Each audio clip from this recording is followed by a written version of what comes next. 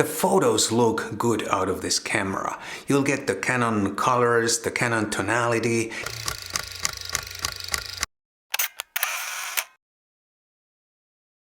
Hi guys, my name is Matti Sulanto and I'm a photographer, and in this video I'm going to share a few thoughts on this Canon R100 mirrorless system camera. But first I'd like to say big thanks to Canon Finland for lending me this camera so I can try it out and share my thoughts with you guys. And this is not going to be a full review. I'm not going to cover every aspect and all the features in this camera. I'm going to share a few things that I like and a few things that I don't like in this camera based on my experience with this camera so far. I think this is actually quite an exciting camera because of the relatively low price. The kit, the camera and the kit zoom lens goes for about 700 euros or US dollars, which makes this one of the most affordable, if not the most affordable system camera when I'm recording this video. And of course I mean new current camera models, not some old models that are still sold as new cameras. Obviously this is a kind of a stripped down version because of the low price, and I want to see if they left out any features that are holding me back in my photography. I shot all my test pictures in RAW and I processed them in Lightroom. However, I did not apply any heavy post-processing, more like minor tweaking to my liking.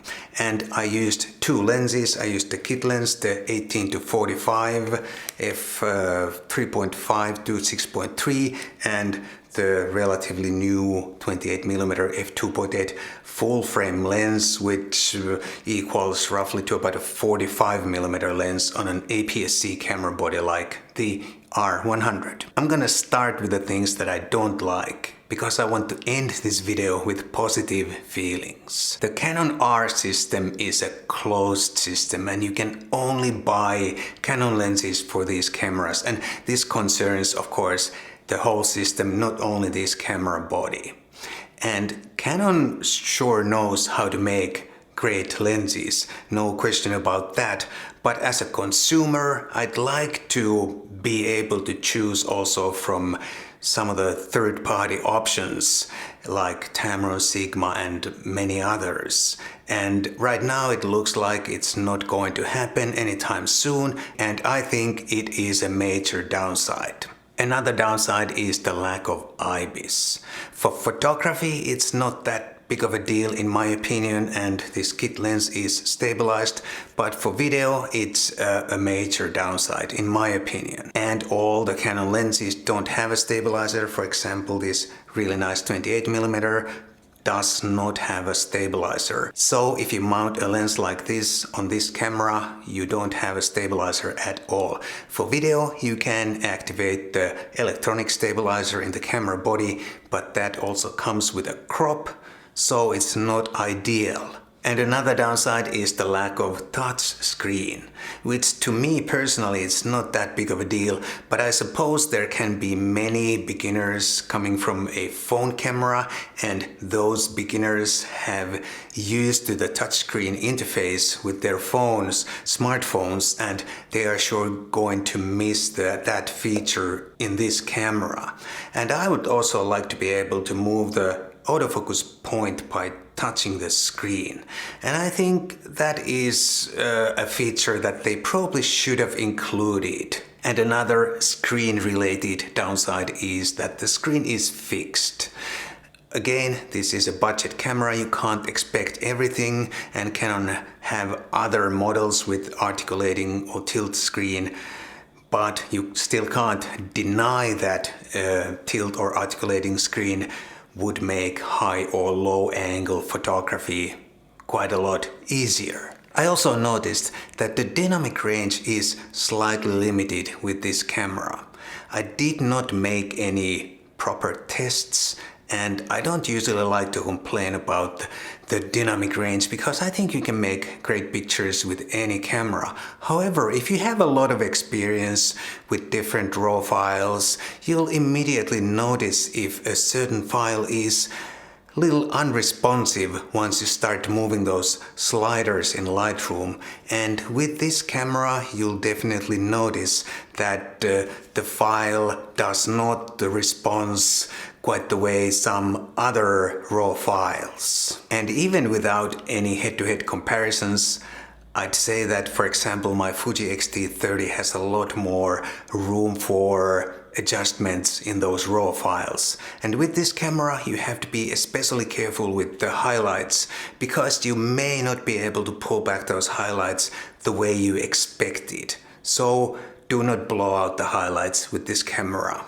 One more downside is the heavy crop in 4K video mode, and if you're in 4K mode you'll also lose the excellent Canon dual pixel autofocus, and you only have contrast detect autofocus, which is nowhere near as reliable as the dual pixel autofocus that is available in all other modes. Now let's move to the things that I like, and the first is the compact size and lightweight, and I also like the exterior design. I think this camera looks really good and almost cute. When you see this camera in real life, you'll want this camera. It looks so good. The user interface is clean and simple. There are all the controls that you need for basic photography, but this does not look intimidating even for a beginner. This camera is very easy to pick up and very easy to start shooting with, and that is very important for an inexpensive and entry-level camera like this one. Regardless of the small size, the handling is first class, at least for my medium-sized hands. Everything falls nicely in place, the shutter button, the control dial, the mode dial and everything. This camera is a pleasure to hold and shoot with. The autofocus is fast and reliable, nothing more, nothing less. The face recognition works fine. My only gripe is that I can't move the autofocus point by touching the screen. If I had that, it would be almost perfect autofocus system. And the most important, the photos look good out of this camera. You'll get the Canon colors, the Canon tonality, and we all know that Canon sure knows their color science. And the pictures out of this camera simply look very good, and that's what counts at the end of the day, right? And one more thing, this camera comes with a proper dedicated battery charger, which is interesting because there are so many much more expensive cameras that cost 5-6 times more than this, and even those cameras don't come with a proper dedicated battery charger. I think this is a super nice surprise. Then some thoughts on these two lenses. First, the kit lens, which is a 18 to 45 millimeter f4.5 to f6.3 stabilized zoom lens. This is extremely lightweight and compact, and also very much plastic lens. Even the mount is made of plastic, and to be honest, the plastic does not look like high quality plastic. However, optically this is pretty decent, and all the pictures I shot on this lens came out really nice. I have nothing to complain.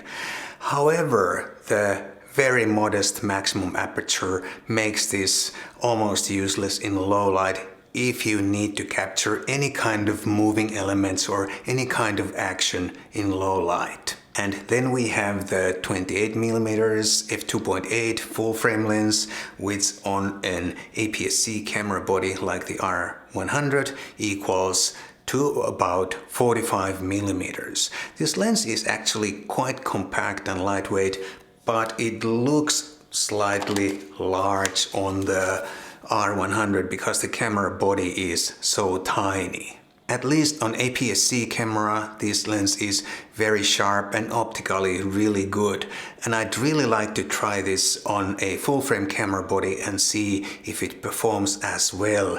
And if this performs decently also on a full-frame camera body, this would be a really nice street lens, for example, on a full-frame R camera body. The build quality feels very good and solid, especially when you consider that this is also a very affordable lens.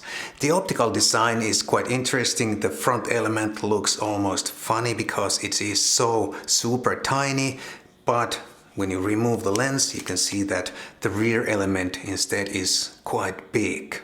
I think this is a really nice pair with the R100, and the maximum f2.8 aperture may not sound that exciting, but it is still almost 2 stops faster than the kit lens at 28mm.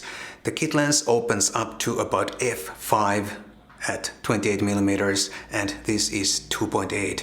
So that is a big difference in low light, for example. This does not have a stabilizer, but if you intend to stop some action, you don't benefit from a stabilizer anyway. This is a very enjoyable and easy camera to use. This is easy to pick up, easy to like, and easy to shoot with. The pictures look good, and that's what matters in the end. And I'd say this is more for photography than for video, but if you shoot some casual videos at 1080p, then this might do for video as well. I definitely had a good time with this Canon R100 and these two lenses, the kit zoom lens and the new 28mm f2.8. I hope you also had a good time watching this video, and if you enjoyed this video, please do consider buying me a cup of coffee. There's a link down below for that if you don't live in Finland. Thanks so much for joining in, thanks for watching, and I'll definitely see you in another video.